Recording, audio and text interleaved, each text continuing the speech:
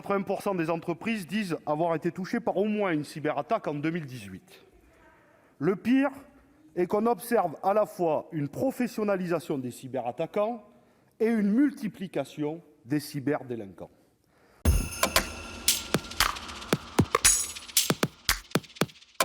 De nombreux enjeux éthiques, démocratiques et économiques auxquels nous sommes confrontés aujourd'hui sont directement liés à l'essor des nouvelles technologies et à la généralisation de l'utilisation d'outils informatiques et numériques.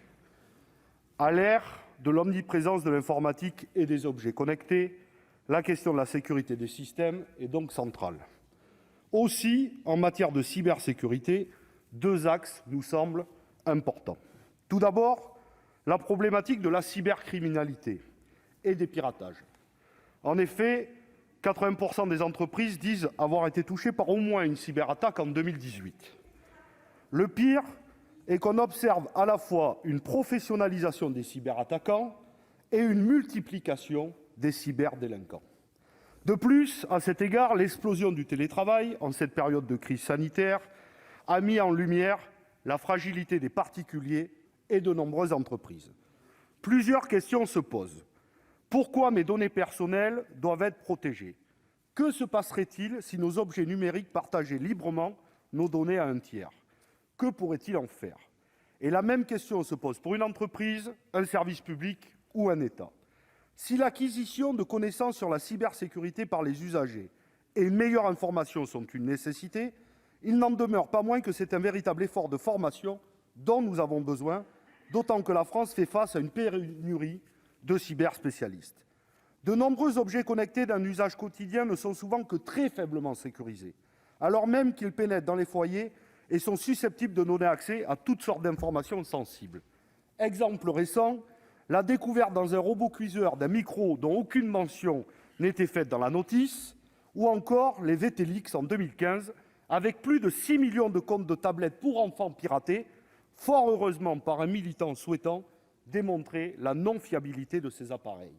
Ajoutons à cela l'étude des chercheurs de l'université de l'Iowa, qui ont trouvé une douzaine de failles de sécurité que la 5G pourrait aggraver, et sans que les pirates ne disposent d'un équipement de pointe.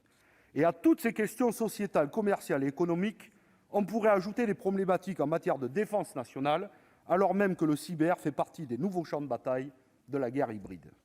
La deuxième problématique à laquelle nous devons faire face, c'est l'extraterritorialité des lois états-uniennes qui permettent au gouvernement nord-américain de demander en justice l'accès ou le transfert de toutes données personnelles détenues par une entreprise américaine où qu'elle soit implantée dans le monde.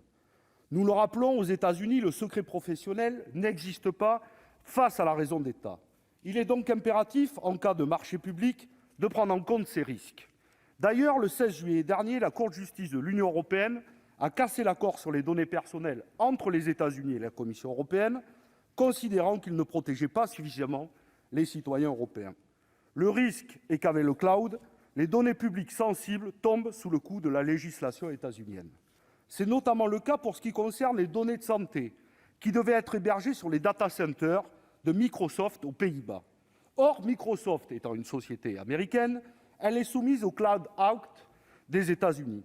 Qui plus est, de par le fonctionnement même de son cloud, une partie des données peut se trouver déjà aux États-Unis.